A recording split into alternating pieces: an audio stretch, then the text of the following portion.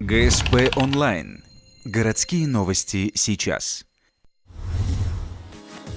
Суббота, 16:00, Дом молодежи. Концерт к 95-летию комсомола Республики Коми. На вечер собрались ветераны труда, спорта, культуры, да и просто люди, жизнь которых неразрывно связана с комсомолом. Тем более гордиться есть чем. Датой основания молодежной советской организации в Коми считается 1919. Год спустя ячейка появилась в Ухте. С тех пор комсомол направлял своих активистов к новым победам и достижениям. Например, Александр Манчинский на вечере представил коллекцию наград. Более 80 знаков и медалей, еще больше грамот подчас государственного уровня. Армейские, общественные и спортивные, все эти достижения принадлежат Александру Павловичу. Комсомол и партия занимались подбором и расстановкой кадров, готовили кадров.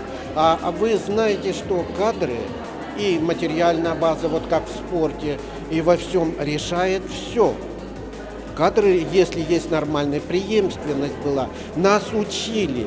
Нам передавали опыт, ругали, но и спрашивали. И мы делали и стремились. Была цель.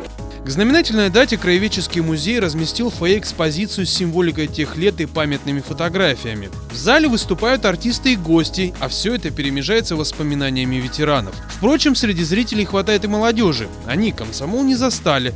Но хоть названия и сменились, задачи, общественная нагрузка, да и мечты, в общем-то, те же.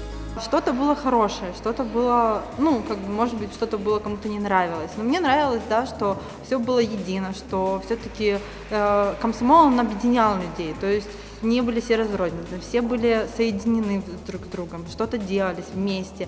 В рамках юбилейного вечера были вручены награды. Кроме того, в завершении концерта было зачитано послание молодежи Ухты. Ветераны надеются, что новое поколение сохранит память о делах комсомольцев и, конечно, достойно примет эстафету.